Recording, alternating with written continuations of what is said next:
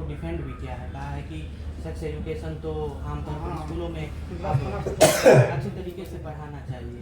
तेजस्वी यादव किस स्कूल में गए हैं और किसमें सेक्स एजुकेशन की पढ़ाई उन्होंने की है, वो तो उनको जनता को सार्वजनिक करना चाहिए। जहां तक जनता जानती हो तो 9वां भी पास नहीं किए, तो किस स्कूल में गए सेक्स एजुकेशन की उनको पढ़ाई हुई जिसमें ये बताया गया कि मुख्यमंत्री को विधानसभा में खड़े होकर जनसंख्या नियंत्रण पर एक विशेष टिप्पणी करनी चाहिए। यह तेजस्वी यादव का भी ज्ञान का प्रदर्शन है। ये बताता है कि जब आप खुद विद्यालय नहीं गए हैं तो आपको यही लगेगा, मान लीजिए कि हम अंतरिक्ष में नहीं गए तो हमको नहीं मालूम है कि अंतरिक्ष में क्या होता है। तो तेजस्वी यादव जब खुद विद्यालय नहीं गए तो उनको मालूम क्या है कि विद्यालय में सेक्स एजुकेशन को कैसे पढ़ाया जाता है।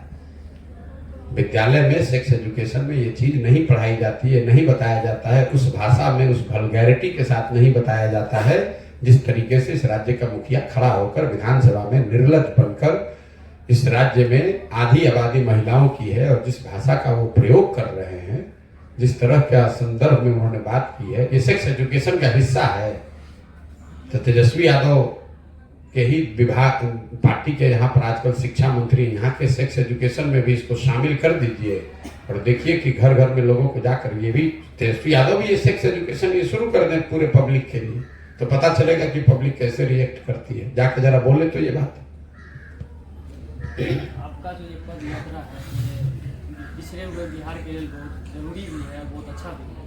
इन पे लोग भरोसा भी कर रहे हैं, लेकिन क्या भरोसा आगे जा करके ये फिर, क्योंकि बहुत सारे आदमी का ये भी कहना है कि ये बीजेपी का एजेंडा है या किसी और पार्टी में ये बाद में मेरे भाई ऐसा है, मिल सकते हैं, आप कैसे भरोसा? बिल्कुल भरोसा नहीं करना चाहिए। एक हिंदी में हम लोग के बुजुर्गों ने, हम लोग की सभ्यता में एक कहावत है कि कथनी पर नहीं करनी पर जाइए। बोल दीजिए, हम तो ये भी नहीं कह रहे हैं कि उनको वोट मत दीजिए, हम तो खाली जनता को ये कह रहे हैं कि जिन्होंने आपके बच्चों को मजदूर और अनपढ़ बनाया है उनको वोट मत दीजिए। इन लोगों ने तो बड़ा विकास किया है तो इनको तो खुश होना चाहिए, इन्होंने तो बच्चों को पढ़ाया है, इन्होंने तो बिहार को आगे बढ़ाया है, तो इनको तो सबसे ज्यादा वोट, हम तो उन्हीं का प्रचार कर रहे हैं। हम तो उन्हीं का प्रचार कर रहे हैं कि भाई जिन नेताओं ने भी आपके बच्चों को पढ़ाया, रोजगार दिया, उनको वोट दीजिए। जिन नेताओं ने आपके बच्चों के हाथ से किताब हटाकर खिचड़ी का थाली पकड़ाया, जिन नेताओं ने आपके बच्चों को मजदूर बनाया, उनको ठोकिए, झाड़ू मारकर भगाइए। हम तो नहीं कह रहे हैं किसको दीजिए किसको नहीं दीजिए। तो अगर वो कह रहे हैं कि हम उनके खिलाफ बोल रहे हैं तो खुद ही स्वीकार कर रहे हैं कि वही वो लोग हैं जिन्होंने यहाँ के बच्चों को अशिक्षित, अनपढ़ और मजदूर बनाया है। मात्र 2 सवाल है सर।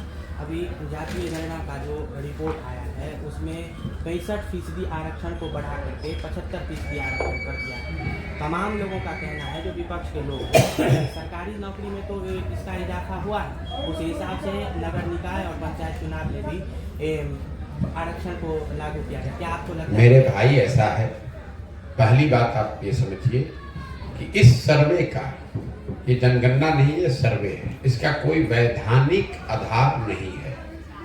आरक्षण की जो व्यवस्था बनी हुई है वो सुप्रीम कोर्ट के द्वारा तय की गई है। वो किसी बिहार विधानसभा या किसी भी राज्य के विधानसभा के बाहर की का मामला है। बिहार सरकार अगर उसमें कुछ संशोधन करना चाहती है तो उनको करना चाहिए।